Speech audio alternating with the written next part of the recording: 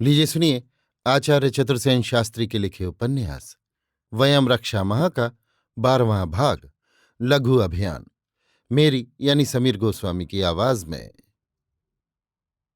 दैत्यों का वो छोटा सा दल निशब्द नीरव समुद्र तट से तनिक हटकर घाटी में टेढ़े तिरछे मार्ग में तीव्र गति से नगर की ओर बढ़ रहा था। दल के आगे रावण कंधे पर भीम का परशु रखे चल रहा था। उसके पीछे वृद्ध व्याघ्र दैत्य सेनापति सुमाली था।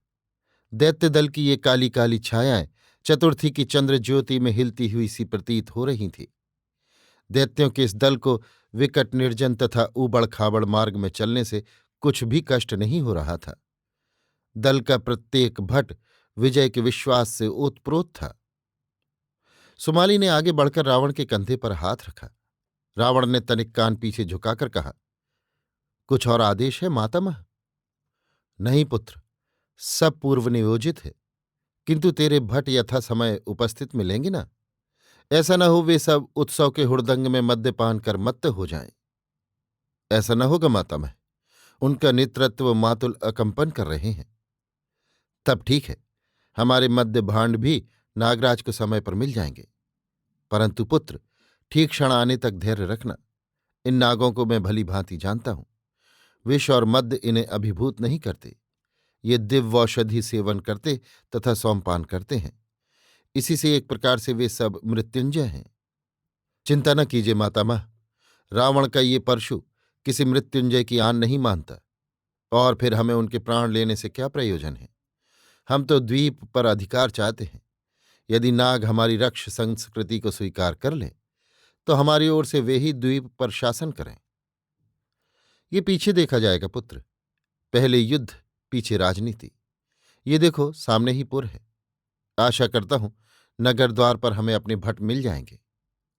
द्वार के निकट ही हमारे भट छिपे हुए हैं। तो अब हमें सावधान रहना चाहिए। आप केवल दल का पृष्ठभाग संभालिए, मैं सब निपट लूंगा। नगर में हमारे मित्र बहुत हैं।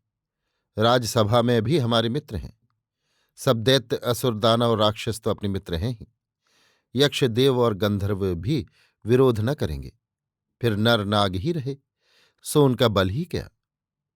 ठीक है, पर पुत्र, शत्रु को कभी लघु न गिनना, सावधान रहना। उत्तर में रावण ने वृद्ध नाना का हाथ कसकर पकड़ तनिक मुस्कुरा दिया। दैत्य आश्वस्त हो गया।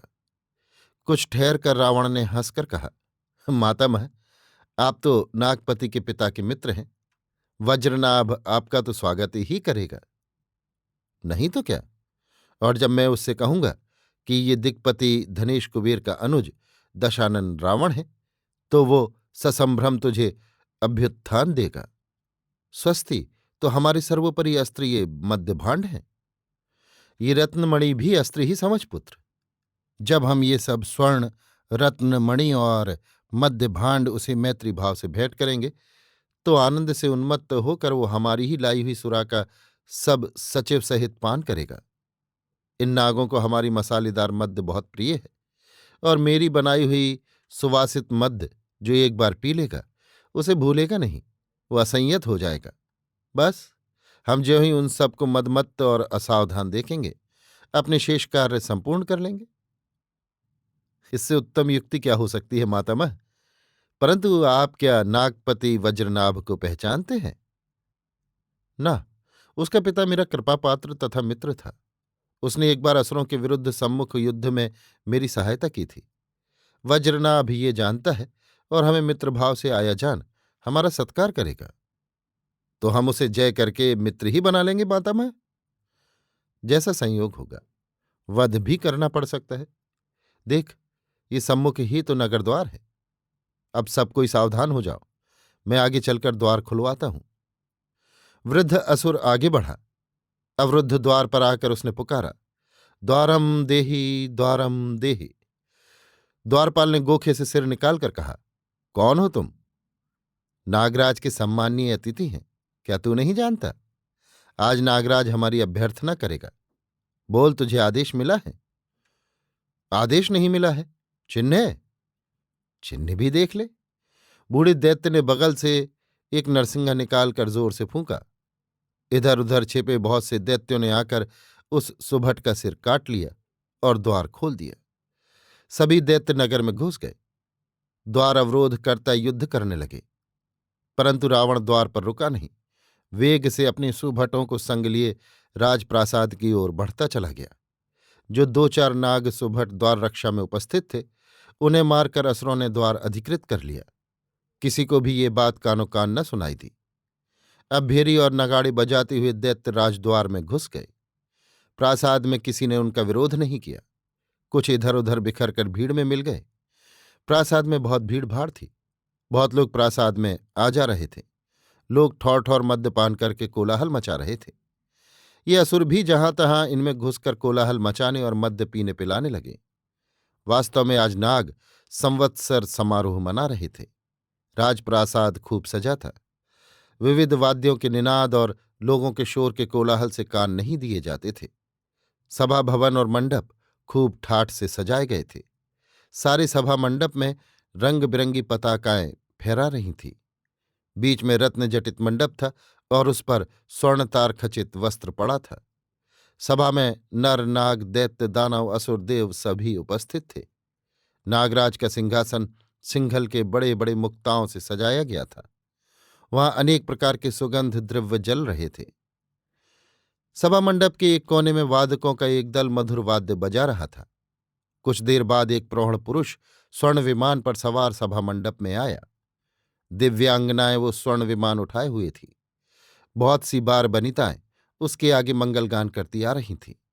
विमान के चारों ओर शुभ्र वसना कुमारिकाएं मंगल चिन्ह लिए लाज विसर्ग करती चल रही थीं। यही भोगिराज नागपति वज्रनाभ था।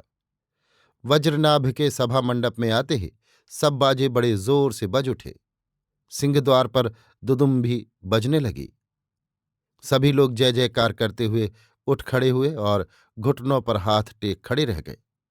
भोगिराज के सम्मुख सीधा खड़ा होने का किसी को आदेश न था। ठीक इसी समय मंडप के बाहर दूसरी ओर दुंदुम्भी बज उठी और एक ही क्षण बाद वज्रवक्ष दशानन रावण हाथ में भीमकाय परशु और दैत्यपति सुमाली विकराल खड्ग लिए लाल वस्त्र पहने सभा मंडप में आ खड़े हुए। इन दो महातेजस्वी पुरुषों को देखकर सभा भीत चकित रह गई। जो वाद्य सभा में बज रहे थे स्तब्ध हो गए। आगंतुक शत्रु है या मित्र, ये कोई भी न जान सका। नागराज वज्रनाभि घूर घूर कर रावण की वज्र मुष्टि में गहे हुए परशु को देखने लगा। परंतु इसी समय दैत्य सुमाली ने आगे बढ़कर कहा, स्वस्ति नागराज, मैं दैत्य सुमाली हूं और ये आयुष्मान दशानन रावण मेरा दौहित्र तथा दिग्पति धनेश कुबेर का अनुज है। रावण का कुछ अभिप्राय है जिसे वो अभी निवेदन करेगा। अभी आप हमारी ये स्नेह भेंट स्वीकार कीजिए। इतना कहकर दैत्यपति ने संकेत किया। दैत्य अनुचरों ने मध्य भांड ला लाकर नागराज के सम्मुख ला धरे। रत्नमणि की मंजुषाएं भी नागराज के सम्मुख खोल दी। ये मूल्यवान स्नेह भेंट देख नागपति प्रसन्न हो गया। वो सिंहासन छोड़ उठ खड़ा हुआ।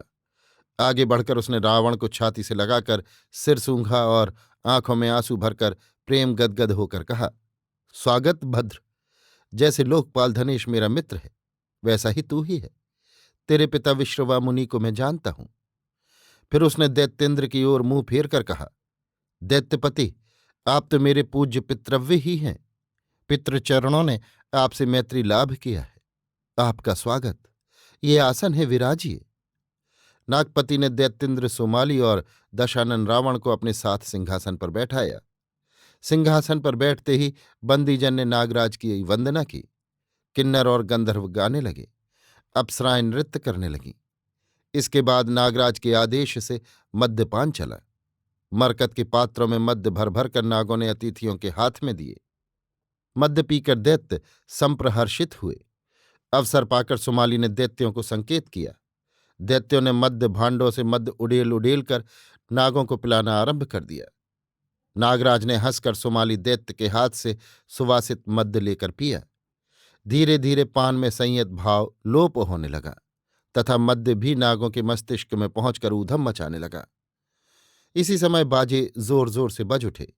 नृत्यांगनाओं ने भाव नृत्य आरंभ किया।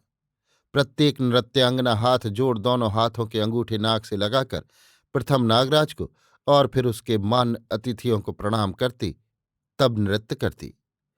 अनेक प्रकार के सज्जा नृत्य, विलास नृत्य और भाव नृत्य होते रहे। फिर भंगिमा नृत्य होने लगे। प्रत्येक नृत्य नाटक में गायक और वादक के साथ कहानी भी चलती थी। इसके बाद युद्धाभिनय हुआ। देवासुर संग्राम की भूमिका चलने लगी। धीरोदात्त पात्र अभिनय करने लगे। मद्यपान धूमधाम से चल रहा था। नागराज आनंदतिरेक से बहुत सा मद्य पी चुके थे। दैत्य उन्हें ढाल ढाल कर और भी मद्य देते जा रहे थे। सुमाली उन्हें बढ़ावा दे रहा था। अकस्मात बाहर बहुत सा गोलमाल सुनाई दिया और सावधान होने से प्रथम ही चारों ओर से दैत्य सुभट भारी भारी खड्ग, परशु, त्रिशूल, शूल, मुदगर लिए सभा मंडप में घुस आए और लगे मारकाट करने। देखते ही देखते नागों का विध्वंस होने लगा। चारों ओर कोलाहल मच गया। नागराज ने विस्मित होकर रावण की ओर देखकर कहा, पुत्र ये क्या? रावण ने अपना परशु उठाया। वो उछलकर सिंहासन पर खड़ा हो गया। हवा में उसने चारों ओर परशु हिलाकर जलद गंभीर स्वर में गर्ज कर कहा, वयम रक्षामः। फिर उसने हवा में परशु हिलाया। संकेत से उसने दैत्यों को रोका। क्षण भर को मारकाट रुक गई, परंतु दैत्येंद्र सुमाली अपना विकराल खड्ग नागराज के सिर पर तान कर खड़ा हो गया। रावण ने कहा, सब कोई सुने, आज से ये बाली द्वीप रक्ष संस्कृति के अधीन हुआ। हम राक्षस इसके अधीश्वर हुए। जो कोई हमसे सहमत है उसे अभय, जो कोई सहमत नहीं है उसका इसी क्षण शिरच्छेद होगा। पहले तुम नागराज अपना मंतव्य प्रकट करो। यदि तुम हमारी रक्ष संस्कृति स्वीकार करते हो तो हमारी ओर से इस द्वीप के स्वामी तुम ही हो। किंतु पुत्र, ये कैसा अत्याचार है? ये तो विश्वासघात है। इस प्रकार की बातें मित्रता विरोधनी है नागराज।